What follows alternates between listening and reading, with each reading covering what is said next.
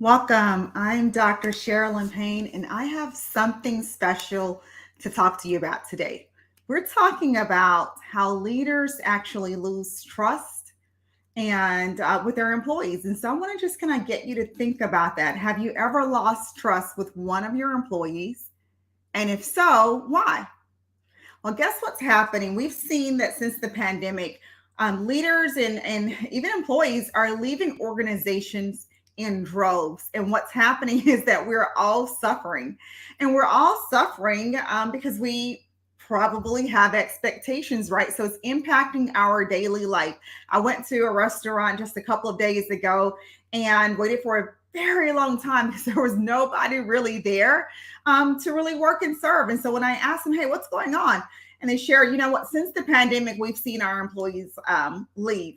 And also, I got a message actually from someone. I'm trying to find it on my phone, but I got a message from somebody earlier this week.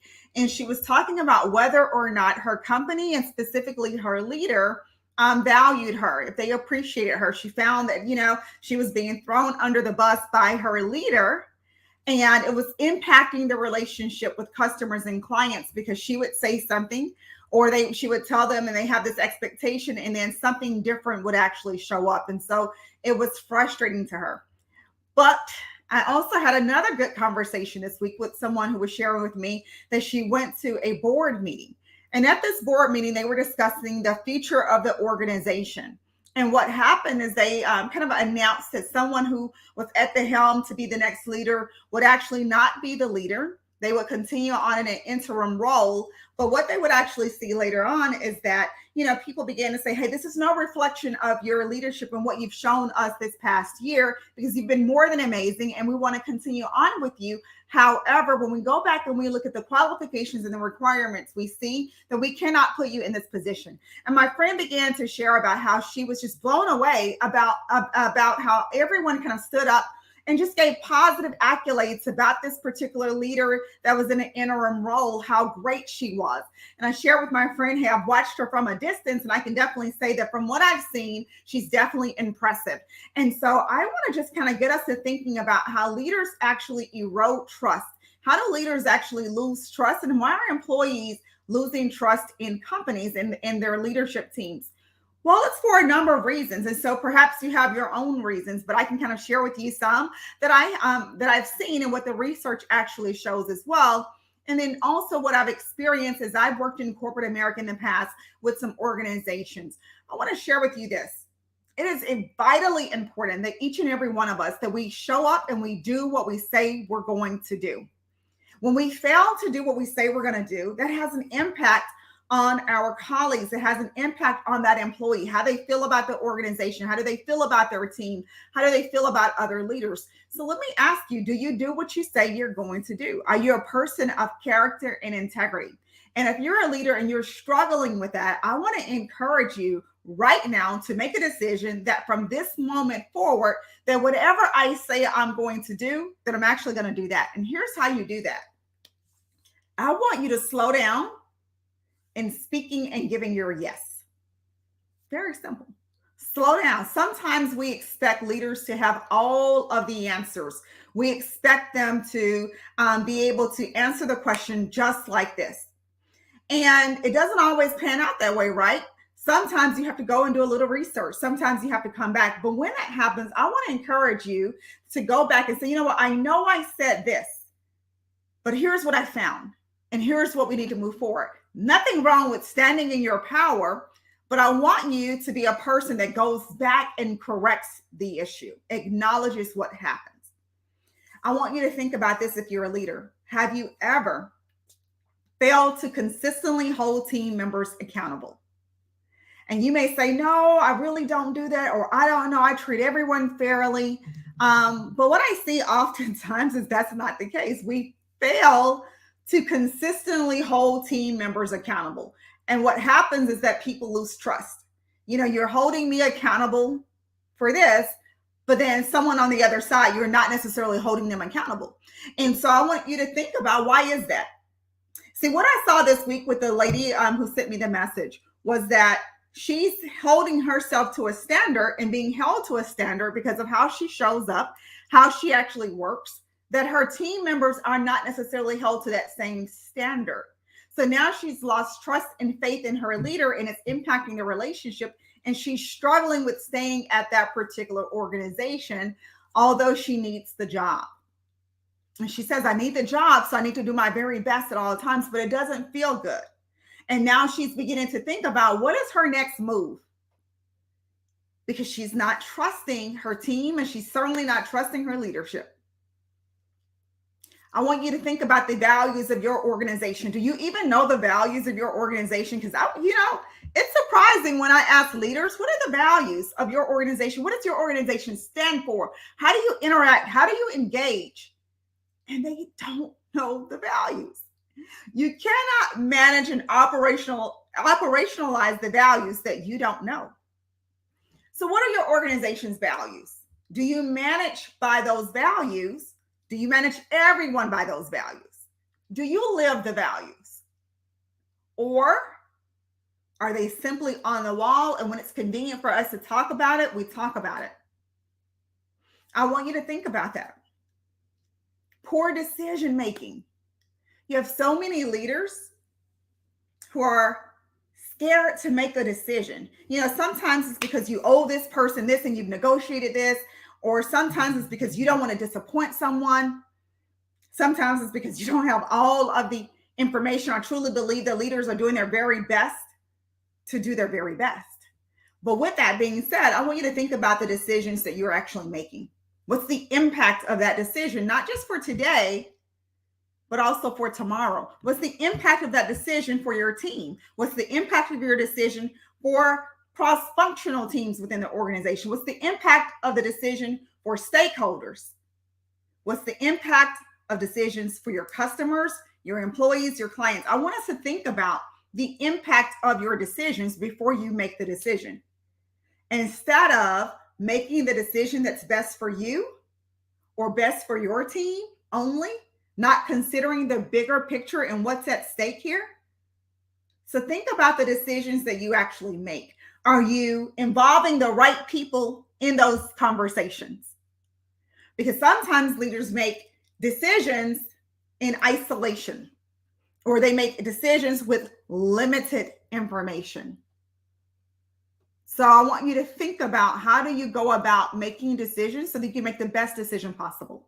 Because that's showing up and your employees are thinking, wow, I would have never made that decision with the information that they know or that they have. Or if they would have come to me, I would have advised them to do X, Y, Z. But now, because they made this decision, it has a trickle down effect and it's impacting everything else. So we're not able to streamline. We're not able to optimize. We're not able to have speed to market for us to deliver what we're supposed to deliver on, because we failed to make the right decisions, right? We failed to make the best decision possible. Let me say that, the best decision possible with the information that you have. So I want you to think about, who do you need to pull in and participate in those conversations? And it can be challenging sometimes, because sometimes you don't want to hear what somebody else has to say. You already have your mind made up. You've thought about it. You've pondered it. And you believe that this is how we're going. We're off to the races. And it's not necessarily the best decision for you to do that. You have ineffective leadership teams are really causing employees to step back and question, how did I get here? Why am I here? The leadership team is ineffective, and the leadership team is ineffective when they're not aligned. They're not working together. They're not supportive of each other, and really thinking about, how do we work in harmony? How do we work in unity? What's the big picture for all of us? What are we driving towards? And does your team have something that I need? And how can we cross collaborate? How do we really ensure that your leadership teams understand that they're there to do what's best for the entire organization? There's nothing more frustrating when an employee is saying, I need to do this, but I can't get this particular team to do whatever they're supposed to do. And it creates a trickle down effect on my team, or what I'm supposed to be responsible for, or what I am managed to, or what my performance review is saying. and you forget that, hey, maybe you need to just go and say, hey, you know what, Bob? Your team is doing XYZ. You know what? And my team is doing XYZ, and they're having to work together on here. And I see, that they're struggling perhaps, or I see that we could work better together. So why don't we kind of get together and share what each team does and what's the impact, so your team can understand when they fail to respond, when they fail to do what they're supposed to do, when they fail to show up, it has an impact on this, which also has an impact on our organization on being able to meet whatever our strategic imperatives or priorities are. And we're losing money because this is the financial impact of that, right? So speaking the language with another leader. But when you are ineffective, your leadership team is ineffective. They're not effectively working with each other. They're not effectively working with the board. You have dissension there, and there's nothing wrong with conflict. There's nothing wrong with conflict.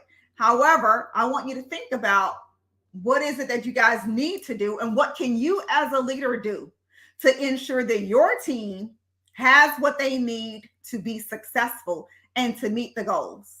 Because I really believe that everybody shows up with a desire to give more than what's expected for the most part when the organization is functioning the way it's supposed to operate, right? You have people who want to win. They want to help. They want to add value. They want to support. They want to do a good job. They want to deliver. But when the system doesn't work, it creates dissension. It creates unnecessary hardship. It creates tension. It creates burnout. It creates stress. And then what's the impact of that? What's the impact of that? And then a failure to support. And this is another way that leaders, this is our fifth way actually, the leaders actually struggle with building trust with their teams. When I tell you I need something, I can remember telling some of my leaders, hey, this is what I need to be able to deliver XYZ. This is what you're working on. And I remember one project in particular. We're working on this huge project that has significant impact to our customers as well as to our employees. And it was just a beast of a project. And it was hundreds of people working on this particular project years ago with this organization. I won't, give the information, but we're working on this project, and it is major. The government is involved, and we're in a government consent order, and we're trying to offshore some of our programs. We're ramping up new programs, and it's the top secret project that a select team was working on. And I remember sharing with my employer, my manager, here's what I need to be successful. I am not going to be able to deliver at the level that I would like to deliver on time, under budget, without these resources on the team. And unfortunately, my manager acted as if she just didn't hear me. And I'm continuously saying, hey, this is what I need. This is what I need, to be successful. I'm putting together the plan and I'm showing it to her, and we're having conversations and we're in the right meetings or whatever the case is with the leaders. But I failed to get her to support me. So I had to figure out another way, go around the mountain and find a way to get it done. And I was able to get it done, but it took a lot of negotiating and bargaining with some of my peers and my colleagues, and getting the support of the leaders in which I supported, my customers, so to speak, my internal customers, to be able to get what I needed. And I didn't want to do that because I didn't want to negatively impact my relationship with my manager. I wanted to give her the opportunity to get me what I needed, or to share with me how she tried and why she was not successful in those particular efforts. And I'll never forget when we executed the project and everything went successful, and we were having a conversation later on, and she was talking to me about volunteering and stepping up and leading something else. And I said, no, thank you. And she's like, why? Used to volunteer all the time, used to raise her hand all the time. And we had to have a come to Jesus conversation about, you failed to support me and you left me out there on an island all by myself. And on top of that, failed to tell you I was a new employee too with that organization. And I'm a new employee. How did that make me feel? Did it make me want to raise up my hand and say, hey, yes, I'll do XYZ extra, especially when she'd already shared with me that to be successful at this organization, it was going to take like a 2-year ramp up period, right? To be successful. You really couldn't be successful until you were 2 years in because the organization was just that complex. But fortunately for me, on my first day of work, I met someone there who was able to kind of help me to negotiate and help me to navigate rather. And then with her, I was able to negotiate with her team and the leaders that she supported and being able to get the resources I needed to make my project successful. All about the relationships, right? I want you to think about, are you consistent in what you say and you do? What I've seen as a consultant throughout all of my years is that the best organizations are very purposeful in what they commit to. They're very purposeful in what they say. They are consistent and they go back and they kind of talk about with the employees the state of the organization.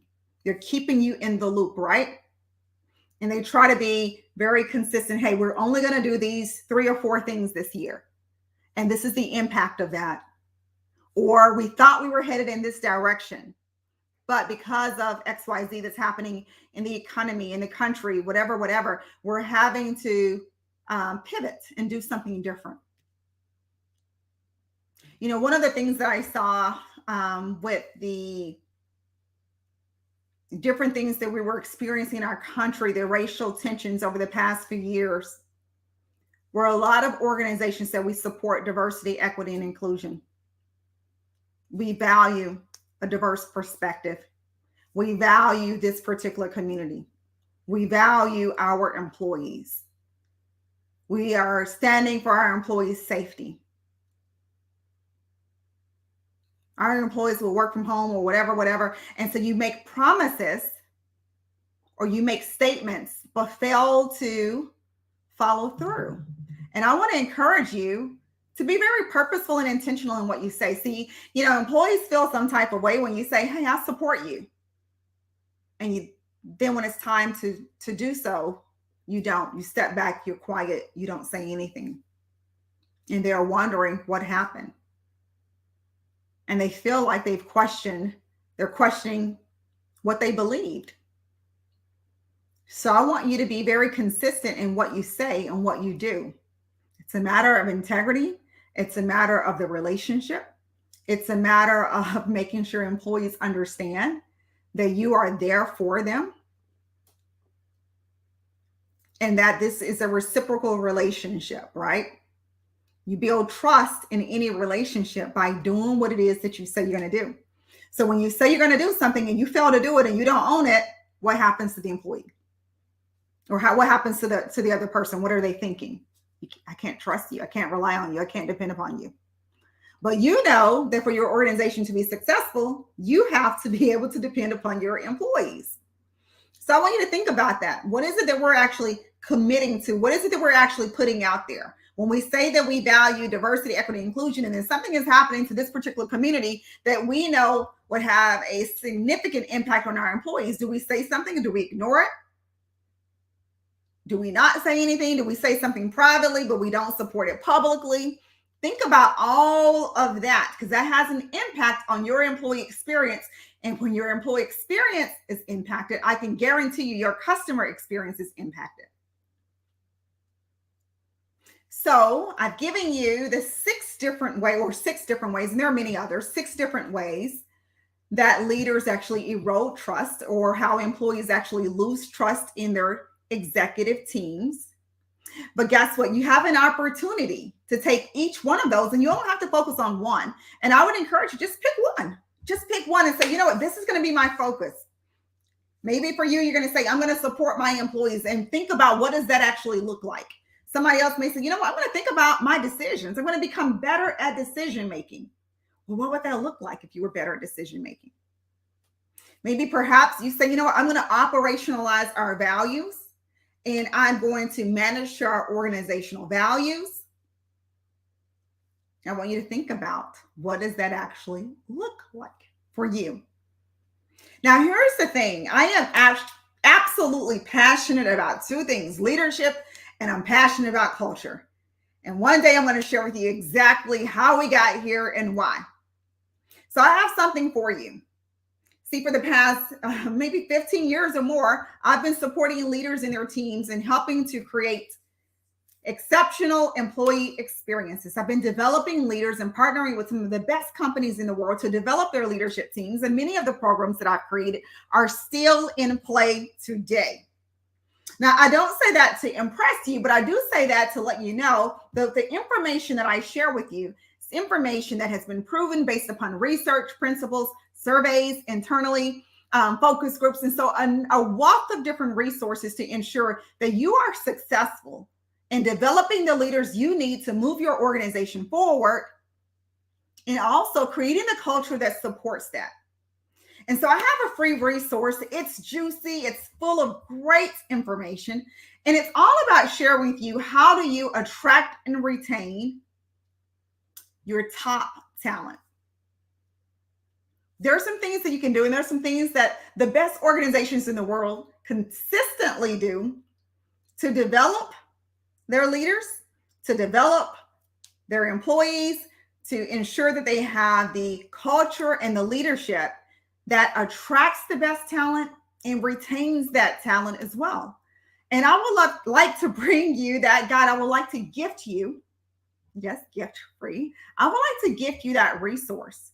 And so if you're interested in that resource, I would love to be able to give that to you. All you have to do is just simply send me a message. And all you got to say is talent secrets. That's it. When you say talent secrets, I know exactly what you're looking for. And I'm going to get that tool to you. I'm going to get that resource to you because I truly believe that you can actually use that as a resource and take it with your leadership team. You can take it to your board. You can take it to your HR leaders and sit down and talk about what it is that we need to do to be an employer of choice. What is it that we need to do to ensure that we are retaining talent? What is it that we need to do to ensure that we are attracting the best talent so that we can move our organization forward in a big way? If you want to have a competitive advantage, your competitive advantage is your talent. Your competitive advantage is leadership and culture, quite simply. And so you need this resource guide. Again, message me, Talent Secrets, and I will be more than happy to get that to you. Do me a favor. If you like what you heard here, comment, leave a comment, talk back to me, and I'll talk back to you. I love you guys, and I cannot wait to partner with you in moving your organization forward. I'll see you guys back here next week.